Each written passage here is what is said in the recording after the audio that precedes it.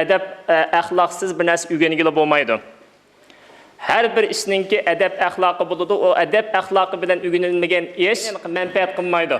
Musulmanne izzetlik buluşqa, hürmetlik buluşqa, başkalarının aldığında tiz bitmeslikке ündeydiğen bir ahlak. Çat elde dini ilim öğrenişkimi, fenni bilim erişkimi toluk şarayit var, imkaniyetler var. Şunu fennilam öğrensem buludu, din bilen nimişim emez. Dinni bilsem, Kur'an yadlısam, Roz Ramazan'ı ada kılsam, Müslümançılık burcumunu ötsem buldu. Fen bilen nimişim emez. Hemmini imkaniyetimizden berice tırış öğreneydi. Her bir Uygur perzenti özünün yaşayan devletler, özününki bir kişilik şu yerdeki vatandaşlık burcunu ada kılış bilen birge, bu yerge sınıf ketmezsin. Doğru biz yerleşişimiz gerek ama yüzümüzün kimliğimizni çokum saklap kalışımız gerek.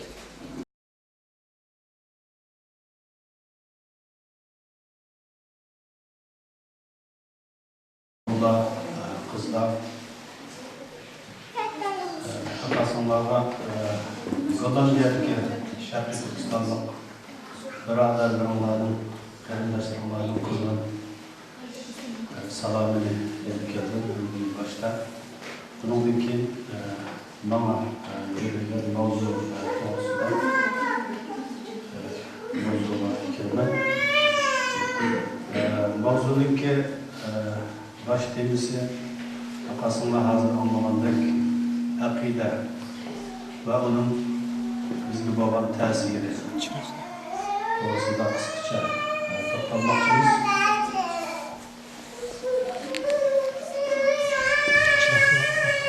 Aqida har qanday bir dinda muhim bo'lmasa bo'lmaydigan prinsiplarning jumlasi.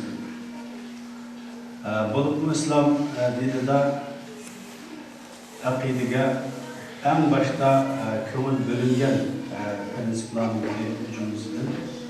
Shuning uchun Payg'ambar alayhisolatu vasallamning hicret qilishdan ilgirki 13 yillik hayotga qaraydigan bo'lsak, bizning sahobalarni aqida va tavhidning ustiga tarbiyalaganligini ma'lum basqışqa yetkendan keyin Alloh tabarak va taoloning o'rinlashtirishi bilan Payg'ambar alayhisolatu vasallamni Madinaga hijrat qilishga buyruq olmoqda. Şu en başta akidenin ibaret bu güzel prensipinin üstüge Peygamber Aleyhisselatü Vesselam'ın İslam devletini berpa kılmamakne, İslam devleti berpa kılıngan bir İslam dininin ibaret bu güzel dininin dünyanın her taraflarına nur çaşkallarını girip olabilir. Akidenin muhim bombaylıgan prensip ekanligini biz yana bildirimizde Allah Tebarek ve Teala'nın kelamı olan Kur'an-ı Kerim'de biz bunu izleyiniz, bunun cevabını izleyiniz.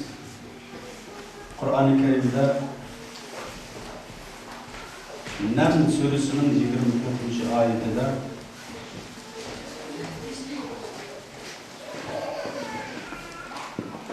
Süleyman Aleyhisselam'ın ki emri fermanını tanışıgan Süleyman Aleyhisselatü Vesselam'ın itaatı olan köpten ibaret bu kuşunun tevhid to'g'risida nimalarni deganligiga quloq solaylik. Mana bu yerda deydiki inni vajadtuha ve qavmaha yasjuduna liş-şemsi min dunillahi ve zeyyana lahumuş-şeytanu a'malahum fasaddahum anis-sabili ve hum la yehtedun. Mana bu kuş sebep padişahlığa, Yemen padişahlığa uçup verip şu padişahlıkta insanların yegane bo'lgan Allohga ibodat qilmasdan kunga ibodat qilganlik xabarini Sulaymon alayhissalatu vassalomga ko'tarib keldi. Bu oyatning oxirida dediki وَزَيَّنَ لَهُمُ الشَّيْطَانُ أَعْمَالَهُمْ فَسَدَّهُمْ عَنِ السَّبِيلِ وَهُمْ لَا يَهْتَدُونَ. Bu Allah'ın başka bir mahluka ibadet kılganlarını şeytan onlarınki emellerini güzelleştirip verir. Bunu çıraylılaştırıp verir. Şu sebepten Allah Tebarek ve Teala'nınki yolundan tosulgan bağlanır ki bu xildeki insanlar hidayet yolunu tapamaydı. Demek Müslüman akidesiz olsa, tevhidsiz olsa, imansız olsa o hidayet yolunu tepiş imkanı yok. Bu Kur'an-ı Kerim mutlak şekilde oturup koyulan keskin nazariyelerden birisi. Hem de akide degan sözün ki lügat ma'nisiga keladigan bo'lsa, akide degan söz aqada yaqidu fe'lidan chiqadi. Yipni chegish degan ma'noni bildirdi. Bunun yana yandaş ma'noga keladigan tavhid degan so'zning ma'nosiga kelsak, Allah'ını bir deb bilish degan ma'noni bildirdi. Üçüncü yandaş ma'nosi iman degan so'zga kelsak, ishonish, jazm qilish degan ma'noni bildirdi. Demak, aqidadan iborat bu İslam dinideki muhim bir fanning, muhim bir ilimning 3 ismi bulup, birincisi akide bilimi, ikincisi tevhid bilimi, üçüncüsü iman bilimi. Gerçi bu yerde isim şıkkılı boğan olsun ama uqtirilgan bizge demekçi boğan ma'na bir ma'noni bildirdi. Bununla bizdeki delil kılınan delilimiz nereden deganda hammamizga ma'lum Cibril Aleyhisselam'ınki uzun bir hadisi var. Bu yerde ortağın kardeşlerin köpüncüsü bilmesi gerek. Peygamber Aleyhisselatü Vesselam'ın yanına Cibril Aleyhisselam insan sübütüne gelip İslam degen nima deb so'raydi. Bundan keyin iman degan nima deb so'raydi. Mana bundan biz bu yerda imanning nimaligini, islomning nimaligini, tavhidning, aqidaning nimaligini Peygamber Aleyhisselatü Vesselam bergan javobdan biz bilamiz. Bunda bo'lgankan bu yerda ulamolarimiz zodi aqida degan bu so'zga bergan ta'rifi, tunushtirishi, aqida degan bu so'zni ulamolarimiz qaysi shaklda tunishtirdi degan bir savol tushishi mumkin. Ulamolarimiz aqida degan bu so'zni yoki tavhid, iman degan bu so'zni til bilan so'zlash, qalb bilan uni tasdiqlash, amaliy harakatimiz bilan uni ifodalash deb hammani o'z ichiga olgan to'liq bir tushuntirish bilan, to'liq bir ta'rif bilan bizga tushuntirdi. Bunda bo'lgankan bu yerda imanning 3 sharti bo'lib, cho'qim til bilan biz so'zlashimiz lozim. Til bilan so'zlagandan keyin buning bilan cheklanmasdan biz bunu dilimiz bilan tasdiqlashimiz lozim. Bu ikisini biz e'tirof qilgandan keyin amaliy bosqich bo'lgan Peygamber aleyhissalatu vesselam şu uzun hadiste cevap vergen İslam'ın cevabı den şu üçüncü noktada kelidir ki Allah Tebarek ve Teala'nın bizge buyurulan buyruklarının hemmini tahir kılmasın, vaktida keçiktirmestin icra kılış.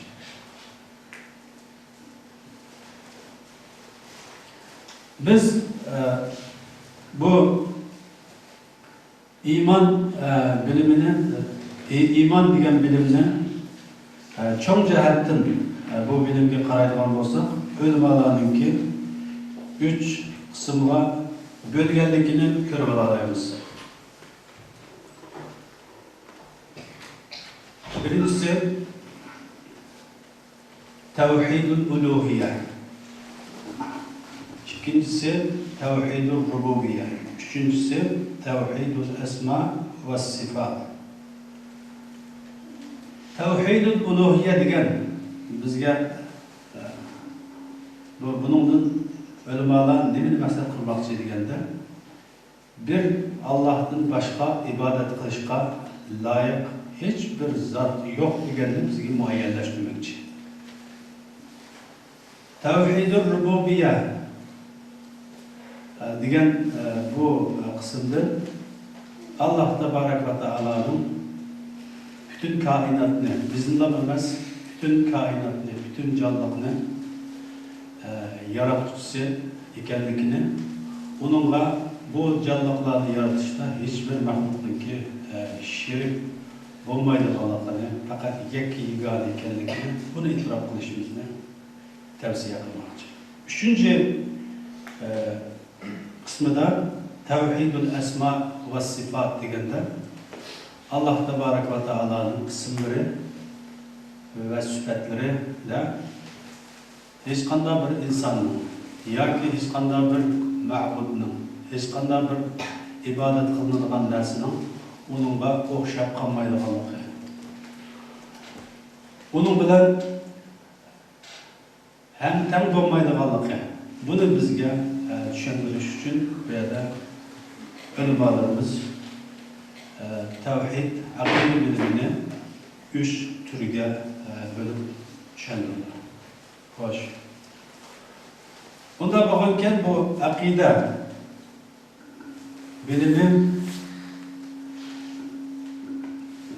bilimininki asoslari necha deganda asoslarini o'sha o'rtalarning hammamiz tushunsak kerak.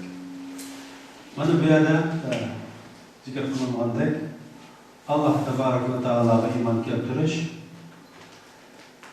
Allah'ın periştlerine iman keltirish, Allah'ın kitaplarına iman keltirish, peygamberlerine iman keltirish, kıyamet gününe iman keltirish, takdirine iman keltirish. Bu 6 asasın üstüge tevhid kurulmalı. Bu 6 asasın birisi Müslüman olan insanlar kam bulap kılıngan olsa, o insan Müslüman hesaplanmaydı. Hoş. Biz hem bu imanın 6 asasını iman keltirgendeki ki bu 6 asasın ki bizge Müslüman buluş sütümüz bilen qanday faydaları, qanday ta'sirleri buluş lazım degan noktaga kelgan bo'lsa, qarindoshlar, birinciden Allah Tebarek ve Teala'ga iman keltirdim degan söz. Faqatla men ibadet qilishda Allah Tebarek ve Teala'nı tanıyman, başka hiçbirini tanımayman degan ma'noni bildirdi. Yani birisi Müslüman öz hayatında nişanını çokum belgeleş lazım. Benim nişanım falan nişanı olmam, falan nişanı yetinden oldu. Belgeleş lazımdır. Nişan belgeleşini ügüldür arkadaşlar. Yani birisi Allah'a iman keltiriş deganning ma'nosi Allah Tebarek ve Teala'ga muhabbet qilish, Allah Tebarek ve Teala'nı söyüş deganlik bildirildi. Kardeşimiz Abdullah'ın dersinde insan bilen Allah'ın arasında bir alaka var. Bu alaka kaysi degende muhabbet, söyüşten ibaret bir güzel alakanın ki bağlamanın dersinde esker etmiştir. Bana bu yerde Allah'a iman keltiriyor. Degen bu iman keltirişinin ma'nisi men Allah'ını söyleymen. Allah'ını söyleyen boğanken men Allah'ınki buyurgan buyruklarını icra kılman degen ma'nani verir. Onundan keyin Allah'a iman keltirişinki yana bir faizlerden birisi Müslümanne izzetlik buluşqa, hürmetlik buluşqa, başkalarının aldığında tiz bitmeslikке ündeydiğen bir ahlaklı insanlık, Müslümanlık ödüdür. Yani birisi Allah Tebarek ve Teala'ya iman keltirişligen Müslüman insanlar hatırcılıklı. Bunun dikin ümitsizlikten azat buluşunu ümitli arkadaşlar. Yana Müslümanın hakikatini bilişte, toxtumay hareket kılışını, Müslümanın karindaşları bilen boğan münasebetinde beraberlikni asas kılışının mühim ikenligini. Çünkü bizning Rabbimiz boğan Allah ikinci bir şahsının bu Rabbi. Bunda boğanken biz Allah Tebarek ve Teala'nın aldığında hem neside beraber olacağız. Hem de ikinci nokta boğan periştelerge iman keltiriş degan meseleyi gelsek, bu mesele Müslüman boğan insanlar nimini fayda verir, nimi nesli, qanday neslerini ümitlidir degende Müslüman boğan insanlar o insanın şeytani havaya hevestin çıkıp Rahman'ın yolu boğan yani periştelerinin yolu boğan hemişe Allah'a itaat kılıştan ibaret bu güzel ahlaklı yüzüde mücessemleştirişini bizge ümitlidir. Onun için yani bir tarafı biz perişteki iman keltirdik degenimiz Allah Tebarek ve Teala'ya biz itaat kılışlar tulup Allah'a ibadet kılımız, Allah'a boysunumuz degenini bizge ümitlidir. Biz periştilerinin ki Allah Tebarek ve Teala'ya tuluk şekilde boysunluğallıkını Kur'an-ı Kerim ve Hadis-i Resulullah'dan biz bu doğrudaki malumatları tuluk uçurtturuz. Demek periştilerin ki Allah'a itaat kılışının başka bir vazifesinin yokluğunu biliriz. Veya da bunda boğanken biz periştilerin ki varlıkıga, periştilerge iman keltirdik degenimiz biz periştege okşaş Allah Tebarek ve Teala tuluk şekilde ibadet kılışımız lazım. Degenini bildirdi. Yana birisi Müslümanlar batırlıklı,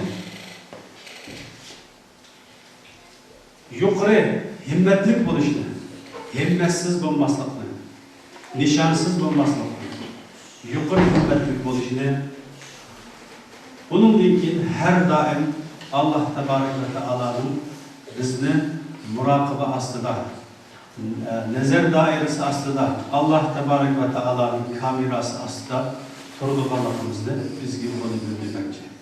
Çünkü periştinin ki vazifelerden birisi muşu insanın ki dünyada kılgan nam-amallarını geziş, hatırlaştığın ibaret. Bu doğruda Kur'an-ı Kerim uçuk malumat verilmek. Hemimiz biliriz ki Munkir ve Nekir diyen perişteler insanların nam-amallarını gezişe muayyen kılınlar. Bunun için Müslümanlığı intizamcan buluşlar. Biz başta Allah'a iman keltirdik, bunun için periştelerge iman keltirdik. Yani bir noktaya merkezleşkinimiz bizge intizamcan buluşlar. Büyüdüler. Mana bu yerda o'taqizlar hammanglar ma'lum qaravatsizlar. Hammanglar hozir bir nuqtaga nazar tikasizlar. Hozir hammanglar birdek ma'lum qaravatsizlar. Masalan, tamga bir qog'oz, eski qog'ozni bir chikishni qo'ysak, hammanglar shu yerga qaramadinglar, hammamiz shu nuqtaga qarasak, hammamiz bir nuqtaga markazlashgan bo'lamiz.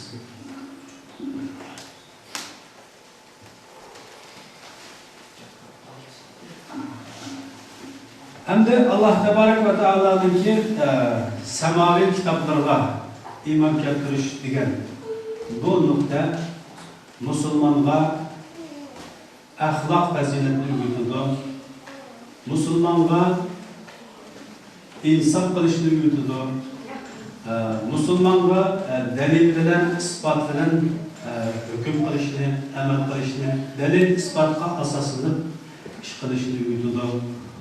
Bunundan keyin Müslümanға kalbinin pak oluşunu, kalbinin hemişe Allah Tebarek ve Teala'nın o insanın körep turduğunluğuna kalbinin hazır, nazır oluşunu ümididir. Bunundan keyin biz kılgan ibadetlerimizin savap yoki jaza bununla alakadar babalık üçün bununki muşu Allah Tebarek ve Teala'nın kitabını bayan kılganlığını biz bunun bileleyimiz. Şu arkalık özümüzdeki işlerini, hareketlerini doğru şekilde yol basarımız.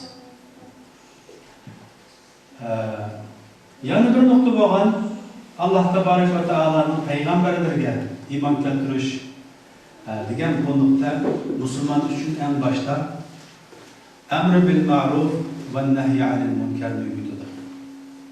Yaxşılıkka buyuruş, yamanlıktan tosaşdan ibaret. Bu güzel ahlakını uygutudur. Bunun keyin munkar bo'lgan ishlarning o'zimizni yiroq tutishni uygutudur. Yan birisi Peygamber Aleyhisselatü Vesselam'ın süpetlere bilen süpetlenişini bizge gündeydi. Peygamber Aleyhisselatü Vesselam'ın ki mühim süpetlerden Peygamber Aleyhisselatü Vesselam'ın ki sadıkul emin boğunu, Peygamber Aleyhisselatü Vesselam'ın sabırlık boğunu, Peygamber Aleyhisselatü Vesselam'ın sahi boğunu, muşu katarlık türlük Peygamber Aleyhisselatü Vesselam'ın Peygamber Aleyhisselam'ınla memez bütün peygamberlerin ki süpetlerini bir işe bizge yardımı buldu. Hem de kıyamet günüsüge iman keltiriş degan bu nokta Müslümanın gelecek hayatındaki meselelerine ciddi karşılık veriyorlar. Biz fakat kıyamet günüsüge iman keltirdik dep plan koysak mesele hal olmaydı. Bunu hal kılışının yolu biz meseleye önce biz ciddi karışımız. Bunun keyin bunu eminleştirişimiz lazım. Bunun keyin bu kıyamet günüsüge iman keltiriş degan Müslümanlar güçlük gaylik, güçlük iradelik bo'lishdan ibaret bu güzel ahlaklı uygunishga tavsiya qildim. Bunun keyin adaletni barpo qilishga tavsiya qildim. Albatta qiyomat kunisiga iymon keltirgan kishi bu dunyoda qilayotgan ishlari bilan cho'qim hisoblashadi arkadaşlar. Hisoblashgandan keyin bu insonningki dunyoda adalet turg'izishiga bu sabab. En ahirdeki takdirge ve takdirge iman keltirish degan nokta Müslümanlar Allah Tebarek ve Teala'ga hakiki türde tevekkül kılışının muhimliğini. Yani tevekkül kıldığında bununki sebeplerini eminleştirmezsin emez, bunun sebeplerini eminleştirgenden keyin hakiki şekilde tevekkül kılışınki muhimliğini uygutudur. Bunundan keyin musulmonga Alloh taborak va taoloning shu insonga nimani o'rinlashtirgan bo'lsa, shu o'rinlashtirgan narsaga rozimanlikni bildirishni yugurdi. Payg'ambar alayhisolatu vasallamning bir hadisida, mushtaqdir bahsida kelgan hadisida deydiki, bir musibat sizga yetib bo'lgandan keyin sizga desamki, men falon ishni, pokol ishni qilmagan bo'lsam edim, ma ishim manda bo'lmaydi deganlik bu shaytonning darvozasini ochganlik degan Payg'ambar alayhisolatu vasallam. Biz buni qaraganda zade taqdirga iymon keltirishning musulmon hayotida ne kadar muhim ekanligini biz ko'rib olamiz. Xususan bu masalada Mishel o'rtog'larning hammasi Yevropa zaminida yashayapmiz. Yevropa hammamiz bilgandek moddiy tarafdan Osiyoga nisbatan zo'r darajada taraqqiy qilgan. O'zicha hozircha taraqqiy qilish nuqtasi yuqori bir pannaga yetgan bir rayon. Ammo bu rayonning ruhiy holatini, ma'naviy hayotini biroz surishtiradigan bo'lsak, ma'naviy tarafda, ruhiy tarafda nol desak. Maddi tarafta tamam yükseldi ama manevi taraftan bu nol desek oldu. Ama bu nol bo'lishning sebeplerinden birisi şu takdirga iman keltirmeslik, umumen Allah Tebarek ve Teala'nın birlik varlığa umumen iman keltirmeslik, hem bunun yoki ba'zilarga iman keltirganda mi bununla nima bilan shak bilan yoki Alloh taborak va taolo ko'rsatgan shaklda iymon keltirmaslikdan bu narsalar o'rtaga chiqib qolmoqda.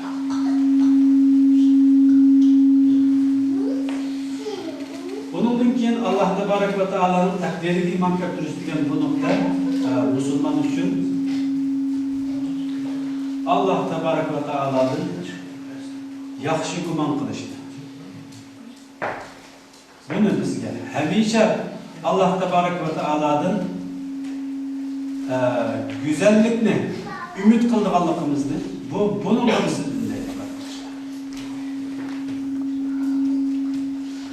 Bunda bo'lgan biz bu iymonning asosi bo'lgan bu 6 nuqtani tushunishda mushu shaklda tushunsak, mushu shaklda tushunib o'z hayotimizda mushu nuqtalarga diqqat qilsak, bizdan haqiqiy Alloh taborak va taoloning kutgan Payg'ambar alayhisolatu vasallamning kutgan iymoni maydoniga keladi. Agar biz bu nuqtalarni yo'qotgan holda bu 6 asosniki faqat shakli tarafini yodlab normal turmushimizda aminlashtirsak, bu vaqtda bizdeki iman haqiqiy iman bo'lmasdan bu taqlidiy iman bo'ladi. Taqlidiy imandan Alloh taborak va taolo musulmonlarni hazar qilgan. Bundan keyin biz zaten haqiqiy iman bilan taqlidiy imanning farqini bilish uchun yana sahobalar zamoniga qaytishga to'g'ri keldi. Sahobalardan birisi en oddiy til bilan desak, deydiki, biz Qur'oni Karimdan 10 oyatni yodlaydik dedi. İkinci bir 10 oyatga o'tmaydik dedi. Qachon deganda, shu biz yodlagan 10 oyatda va mazmunlarni bizden talep kılınan mecburiyetlerinin hemini biz emilleştirmeliğine kadar muşu ikinci bir 10 ayetini yadlaştı, ötmeyip durdu. Hem de bu sahabelerindeki hayatındaki imanını yüzüge kaysi şekilde yüzüge mücessemleştirgenlikini yüzüge imanının kaysi şekilde yuhurgallıkları misali. Mesela Harapның haram kılınış kıssıga keladigan bo'lsak qarindoshlar, bir rivayette harap doğrusunda 4 qatim, yana bir rivayette 3 qatim ayet düşürülüdür. En ahir düşken ayette harapның haram kılınganlık hükmü uçuk şekilde, kat'i şekilde düşürdü. Düşkenden keyin bunu anlayan sahabeler haram kılındı, haram kılındı degenden keyin qarab tuğan emas, uyda harap var. Bunu anlagandan keyin derhal kirib Allah tebarek ve teala'nın bizden talep qilgani buyruqni derhal ciddi icra qilishda uyga kelgancha kirib haraplarning hammasini chiqib ko'chalarga tökkan deydi İslam tarixida. Hatta şu vaqtdagi Madina ko'chalari necha kungacha harapninki puruqi bilan puruqi ketmagan ko'chalar. Xo'sh, endi biz 1400 yildan burungi holatning o'zini 1400 yil keyingi shunday bir so'rab kelaylik. So'rab qolsak bizning hayotimizda umum musulmonlarning hayotida to'g'ri biz Alloh tabaraka va taoloning buyruqlarini kunda necha qatim anglaymiz, necha kitoblarni o'qiyotimiz. Zavq bilan, shavq bilan nurg'un ma'lumotlarni kallamizga solaymiz. Ama bunun əməlləşdiriş tərəfindən kelgan vaqtida biz bunu ət qılama, ögün qılama, indin qılama bilan məşğul.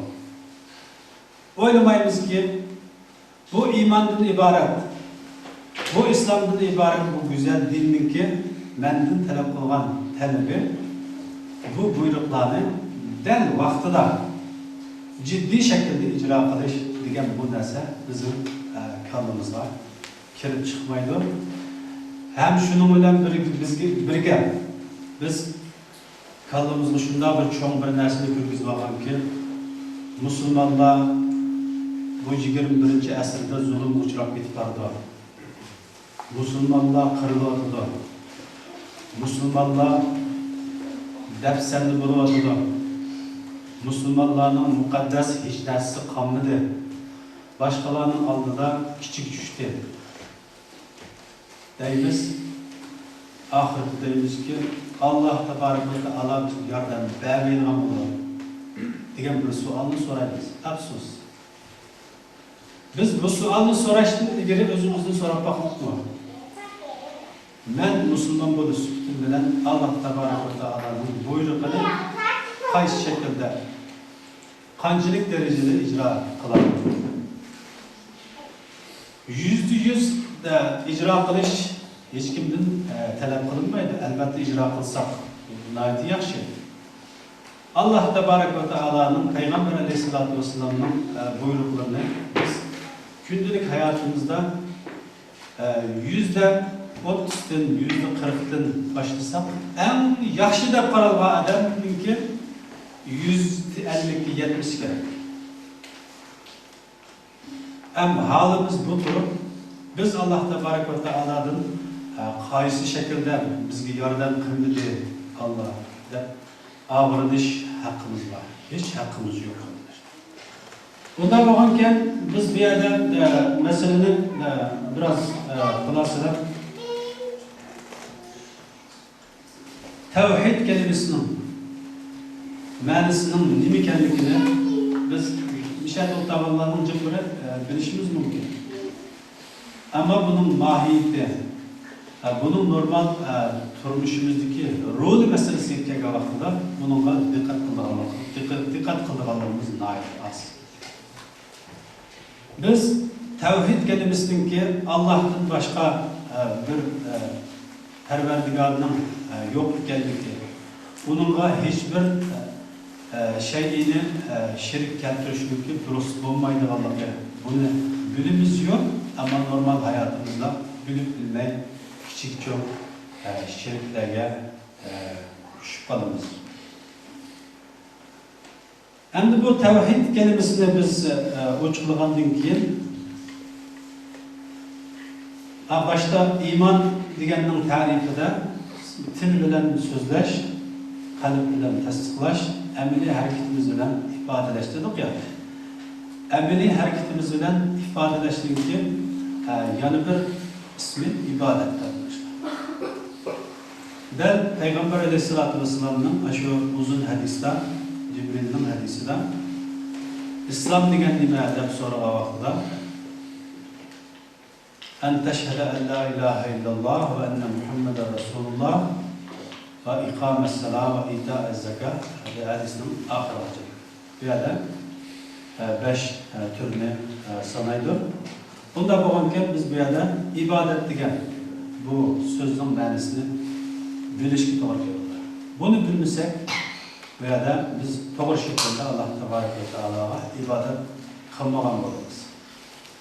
Endi ibodat degan bu kelimaga ulamolarningki bergan tafsiri nima deganlar? Kullu ma yuhibbuhullahu ve yarda. İbadet degan so'zning ma'nosi islom tarixida Allah tabaraka ve taolo yaxshi ko'rib, uningga rozi bo'ladigan hamma narsa ibodat.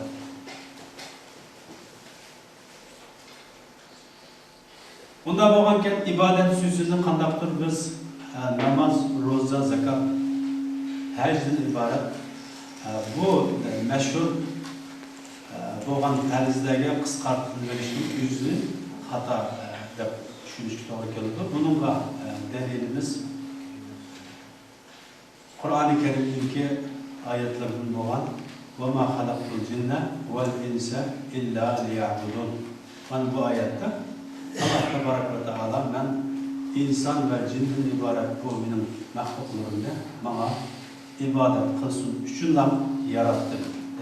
Bunda bu ki ibadetin ibaret bu sözün ki manisi fakat bunun lügat manisinden çekilip kalmaydıgan ya ki bütün Müslümanlar bildiğin meşhur perizlerden çekilip kalan ibadet olmasın. Belki İslam'ın her sahasını öz içine alan meyli bu saha bu bilim sahası olsun, meyli bu saha emeli saha olsun, meyli o saha siyaset sahası olsun, meyli o saha başka bir saha olsun, hemini öz içine alınan bir söz. Bunda bulunurken biz bu ibadet degen sözüne muşu şekilde şunu da olsak bu vakıda doğru iş kılamayız. Hoş. Hem de biz bu yerde otağaladın ki hemmisi zulüm kılınavatkan, defsende kılınavatkan, tecavüzü uçurgan Şarkı Türkistan'dan kelgen muhacirler.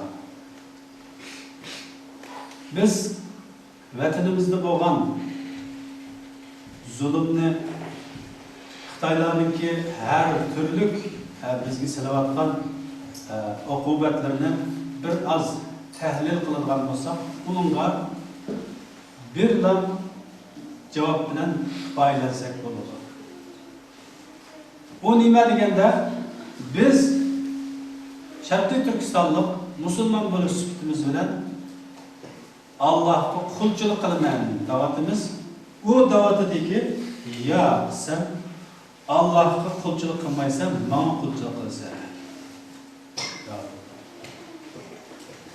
Biz deyimiz ki, vatanımızda men akidem bilen yaşayma davatımız, o deydik ki, ya sen akidem bilen yaşamaysan.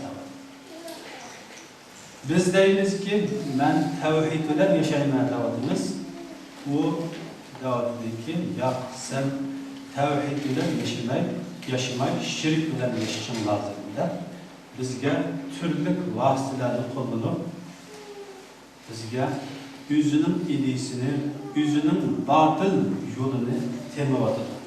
Vatanımızda bulavatkan zulümlerini, müşahede otağlarını her bireylerinde birden zulümünü sözleşken mikrofonu uzatsak o sözlemekçi bo'lgan adamın bir emas en az bo'lganda 5 zulümni o'tirib qo'ya olishi mumkin.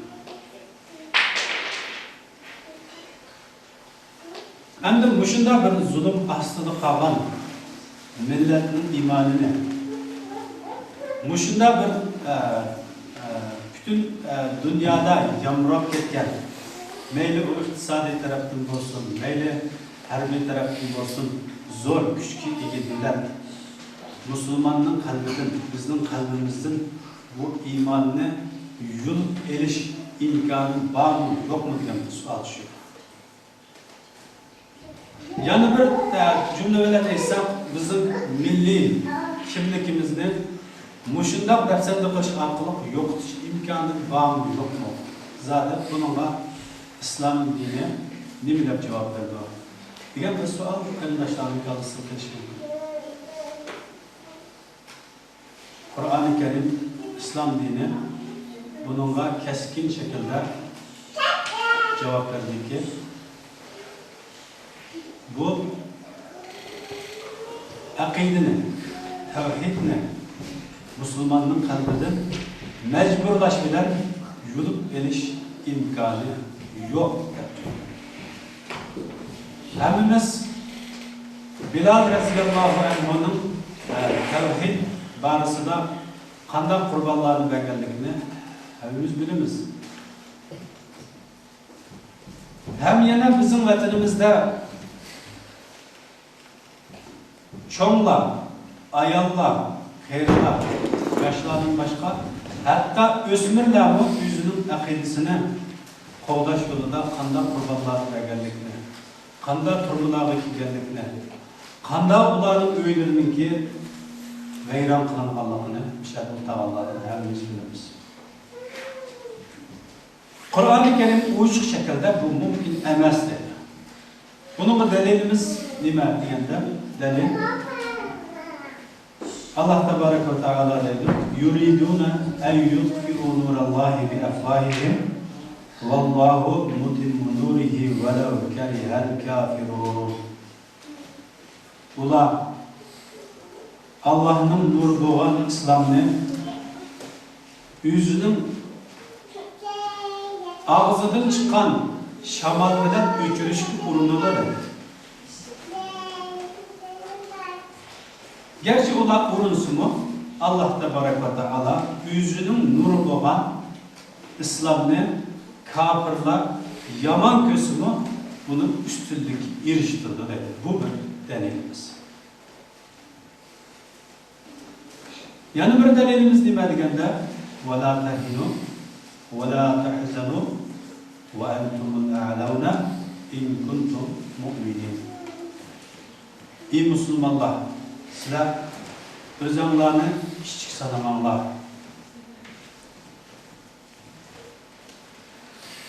gam kılmanlar, ümitsiz olmanlar, sizler yukarı mertebeki erişsizler dedi. Ama bunun bir şartı var. O şart ne deganda bana iman keltirish. Agar sizlar haqiqiy shaklda bana eslansanlar, bana iman keltirsanlar, sizlar her daim yuqori martabada dushmanga g'olib kelasizlar. Allohning nuri bo'lgan bu islomni og'izdan chiqqan shamol bilan o'chirib bu dushmanning ham xiyoli edi. Bu Qur'on-i Kerim'deki ayetinin tefsiri mi emas, bu tekstin tercümesi. Bunda bo'lgan biz Sharqiy Turkistonlik Müslümanlar qat'iy turda bo'shashmasligimiz lazım. Qat'iy turda biz Allah tebarek ve teala'nınki bu bizga bergan hoş xabarlarga ishonishimiz lazım. Bundan biz huzur edip şu huzurumuz bilen düşmanın her xil yeniliklerine taqobil turishimiz lazım. Allah hepimizni imanında mustahkem turduğan, şu imanının nuru arqılıq dünya ve ahirette hidayet yolunun üzülmeyi mağdığan mümin Müslümanlar olsun. Ve ahiru da'vana elhamdülillahi rabbil alemin.